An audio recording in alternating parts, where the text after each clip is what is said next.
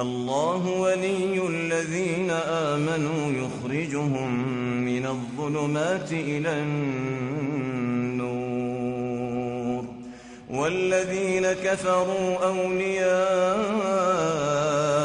الطاغوت يخرجونهم من النور إلى الظلمات أولئك أصحاب النار هم فيها خالدون.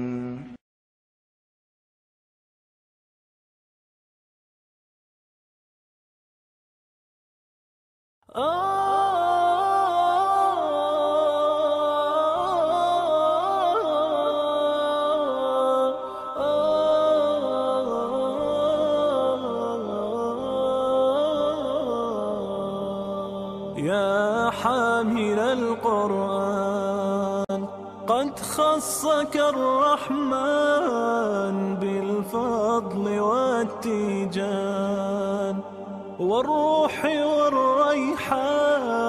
يا حامل القرآن قد خصك الرحمن بالفضل والتيجان والروح والريحان. يا دائم الترتيل للذكر والتنزيل بشراك يوم رحيل ستفوز بالغفران. يا قارئ الآيات في الجمع والخلوات تزهو بك السماوات وتنتشي الأكوان. يا حامل القرآن يا حامل القرآن يا حامل القرآن.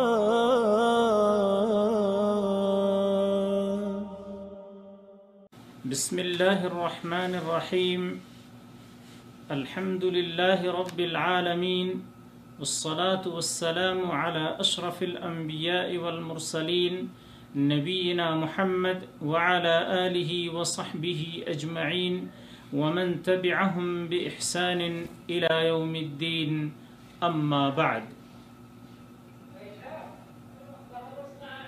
موضوع سخن ہے قرآن کریم پڑھنے کے لیے جمع ہونا.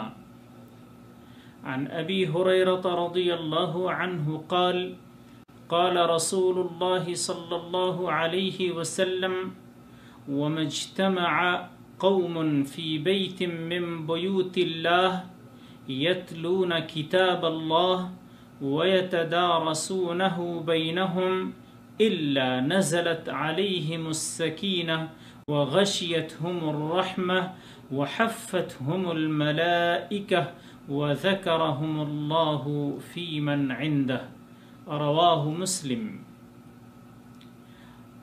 ابو ہریرہ رضی اللہ تعالی عنہ سے روایت ہے، رسول اللہ صلی اللہ علیہ وسلم نے ارشاد فرمایا، جو لوگ اللہ کے گھروں میں سے کسی گھر میں جمع ہو کر اللہ کی کتاب کی تلاوت کرتے ہیں اور آپس میں ایک دوسرے کے ساتھ اس کا تکرار کرتے یا درس دیتے ہیں تو ان پر اللہ تعالی کی طرف سے سکینت یعنی تسکین نازل ہوتی ہے، رحمت انہیں ڈھانپ لیتی ہے، فرشتے انہیں گھیر لیتے ہیں اور اللہ تعالی اپنے پاس موجود فرشتوں میں ان کا ذکر فرماتا ہے.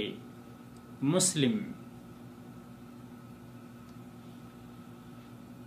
یتدارسونہ کا مفہوم، یتدارسونہ کا ایک مفہوم تو یہ ہے کہ ایک دوسرے کو درس دیتے ہیں، یعنی قرآنی علوم و معارف پر مذاکرہ و مباحثہ کرتے ہیں.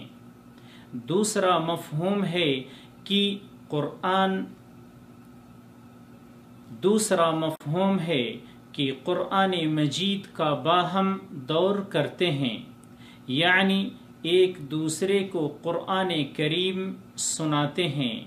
یہ دونوں مفہوم ہی صحیح ہو سکتے ہیں، کیونکہ دونوں ہی کام محمود و مستحسن ہیں اور اللہ کی خصوصی رحمت و رضامندی کا باعث بھی ہیں۔ اس حدیث سے دور حاضر میں گھروں میں قرآن خوانی کرنے کا جواز ہرگز ثابت نہیں ہوتا، کیونکہ حدیث میں درس و تدریس مراد ہے، نہ کہ قرآن خوانی، کیونکہ اس کا ثبوت سلف سے نہیں ملتا۔ واللہ اعلم وصلی اللہ علی نبینا محمد۔